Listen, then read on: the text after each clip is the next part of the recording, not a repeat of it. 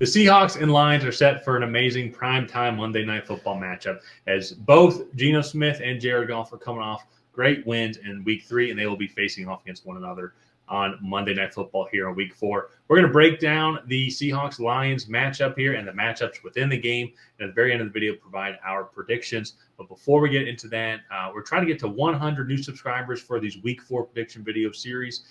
So any help is greatly appreciated. So if you have not already, go ahead and subscribe to the Tracy Take, leave a like and a comment. Let us know who you think is going to win here. So, Ryan, Seahawks are coming off another dominant victory. Geno Smith and the team look great. Zach Charbonnet had a dominant performance as well, being the sole primary running back with Kenneth Walker out. Jared Goff and the Lions went into Arizona and had a solid win there as well. They got a little banged up, so we'll talk about that here a little bit greater in a moment. But 3 weeks through the season, what do you think of both the Seahawks and the Lions entering this Monday Night Football matchup? Yeah, I thought the Seahawks have played well so far. Geno Smith has come out kind of guns blazing a little bit. He didn't have as great of a performance against the Dolphins with 2 interceptions that he did in the past few weeks. But again, I still think this is a high-flying offense. He played solid. Yeah. It's really just the 2 picks for me. One of which I thought was very avoidable. But still, he's had a good season so far.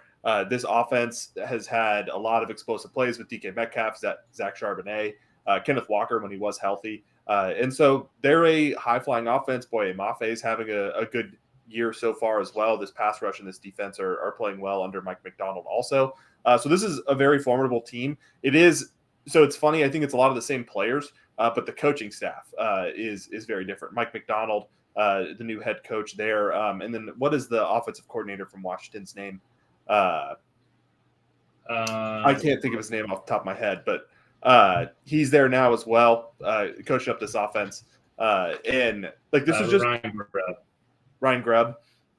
So he came over from Washington this past offseason, and this offense has been performing pretty well so far this year. And this is just a really good football team. Then kind of on the flip side with the Lions, I thought their performances have been a little lackluster in terms of the expectations I had for them. They got up in the opener was that Monday Night Football against the Rams, and they kind of let them back in the game. The Cardinals, they kind of didn't separate themselves from the Cardinals like you would hope a team with Super Bowl aspirations would. Especially, it felt like they had the opportunities to convert on some third downs and maybe score some more points. And they didn't take advantage of those opportunities. And they did get pretty banged up. I know Amon-Ra St. Brown is playing a little injured. They lost a few pieces on the defensive side today. I think this Lions team is kind of taking the mentality that September is the extension of the preseason. And I really look forward to this matchup. They played the last couple of years, and I think both have scored well over 60 points total. Yeah. So. No, I'll double check here in a second, but I'm pretty sure they played in Week 2 last year, and it was a great game. I think Seattle won again on the road in Detroit. I think it was like 36-33. Something like that. It was a great game, and I expect this to be no different, just because the Seattle offense, they have a lot of great talent around them as well. Going to be potentially a little bit banged up on the defensive side of the ball, as well as Leonard Williams and Byron Murphy both were ruled out against the Dolphins. And so I have to monitor their status throughout the week. Kenneth Walker, obviously, then somebody else who you got to see his overall availability status. As great of a game as Zach Charbonnet had, it was still against kind of I feel like just a demoralized Dolphins team as well. Yeah. But also, too, he's just not Kenneth Walker level as well. On the flip side, then, to the Lions, a couple injuries to watch as well. You mentioned some defensive ones. Brian Branch did not return to the game. Alan McNeil and also Derek Barnes were also ruled out as well on the defensive side of the ball. So actually a key piece on each level of the defense. Also one to definitely watch, Sam Laporta. I believe he sprained his ankle, but he did not return in today's game. Maybe it was just a cautionary thing, but I have to monitor his status as well. So both teams coming in a little banged up. It is Monday Night Football, but there's still a bunch of firepower on both teams. I'm going to break down the game here in a second, but before we do, if you do want to put a couple bucks down on this game or any other game in Week 4, go ahead and check the link down below for BetUS. They have a bunch of great promotions going on right now for first-time players. And I think kind of as the week goes on, Ryan, I'm kind of looking at it, and I it's hard for the Lions maybe not to be favorite just by a little bit since it is at home. But like 1 point, to me, I'm looking at this as of right now, like essentially a pick'em game. I think we were looking at it before, and with now through 3 weeks, we got enough stats now to think kind of give an overall estimation on where these teams are going to rank. And if the Seattle Seahawks, I think, are going to win this game, I think it is going to have to be through the air. This is going to be their first real, true, I think, defense that they're going to play up against, especially if we go look at the Lions rushing defense. As of right now, they're 4th overall in rushing yards allowed. And the Seahawks, they're 14th overall in offensive rushing yards. Sorry. My apologies. 23rd overall. Yeah. Sorry. I was thinking of the defensive side of the ball. So they're 23rd in overall offensive rushing yards. And I think they're going to have a really tough time moving the ball on the ground. So I think they're going to, especially if Kenneth Walker's out. So they're going to have to, Geno Smith is going to have a great game as well. He's going to have something similar to what he did against your Patriots, where it's 33-44 and a couple hundred yards. There's going to be some benefit there. Terry Arnold, for example, he was kind of the talk of the game as he's had several penalties called up against him, and he's probably going to be going up against DK Metcalf. So it could be another explosive play, just as what we saw today. I think that's going to be the Seahawks' recipe for success. Is they're going to have to really try and blow the top off this Lions secondary, and that's going to be the question: how improved is this Lions secondary, and how healthy are they going to be, especially too with Brian Branch out? Yeah. And then on the flip side as well, I think the Lions, I think they're just going to need to keep on doing what they've been doing. We go look at the defensive side of the ball. As I mentioned, Seahawks 2nd overall in total yards allowed, 2nd overall in total passing yards allowed, and 14th overall in total rushing yards allowed. Now, Seahawks fans, I know you're about to start typing when I say this. They haven't really played anybody like of any note on the offensive side of the ball. Week 1 was against Bo Nix and Denver Broncos. Week 2 was against your Patriots, who Jacoby Brissett did have a decent game.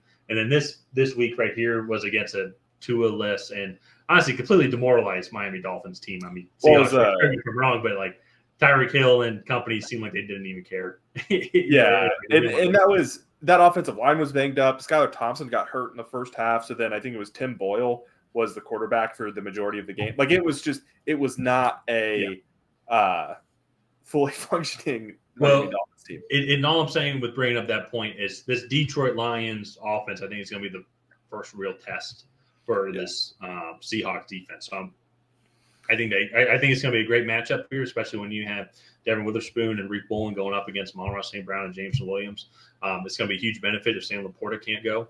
And so I have to watch that. How are they going to do against this Detroit Lions running team because rushing offense? Because as of right now, Detroit Lions are 5th overall in rushing offense, 4th overall just in total offense. And we are recording this Sunday night as well, so there's still Sunday night football game stats that got to go in, and then the 2 Monday night football games going on. I know the stats might point to them being a slightly above average running team, but this is a really solid offensive line. David Montgomery and Jahmyr Gibbs can both really get downhill. This is a very formidable running. I would say top 5 is not slightly above. They're one of the premier.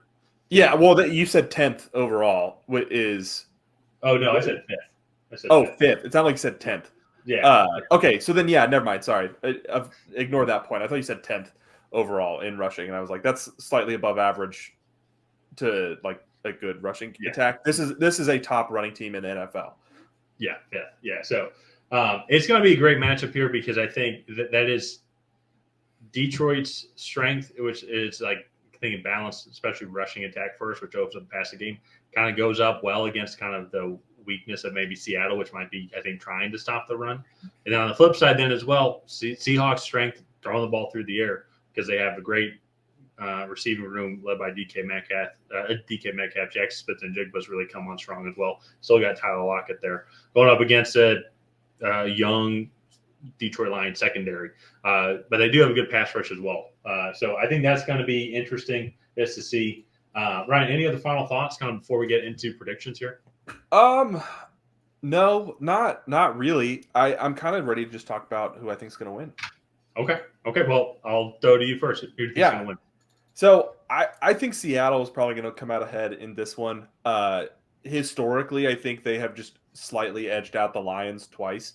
And I also think if they're able to be the healthier team coming into this matchup, they're going to be able to play their game. So by that, I mean, if Leonard Williams can come in and help stop the run and like they can get some of their offensive linemen back. I believe Abraham Lucas is on the pup, but like if George Fant can come back and they can get back some of their interior guys, I think they're going to have a much easier time moving the ball the way that they want to, and they're going to put Detroit in a situation where they maybe can't run the ball as much as they would like, and they might have to air it out a little bit. And I know Geno Smith threw 2 interceptions today, but for some reason, I do trust him to make less mistakes than Jared Goff. So he may not have as much, I think, on the plus side of like the explosive plays. And granted, I say that they're like probably one of the top teams in explosive plays right now, with like DK Metcalf having two touchdowns over 55 yards in the last 2 weeks. And so like, I just think Seattle, they're going to be able to play the game they want, take advantage of this young injured secondary of Detroit, and kind of put Detroit in a situation where they may not be able to run the ball as much as they want. Yeah, no, I think it's a great point. I can absolutely see Seattle win. I am going to go with Detroit. And so, Seahawks fans, you guys can start commenting now on how stupid I am. I already know I am. So, but I think it's going to be one of those games where I just think just the home field advantage might just be a little bit better, especially on prime time, the extra day. The extra day's rest, I think, is going to benefit both teams. So, hopefully, both these teams are kind of at peak capacity as well.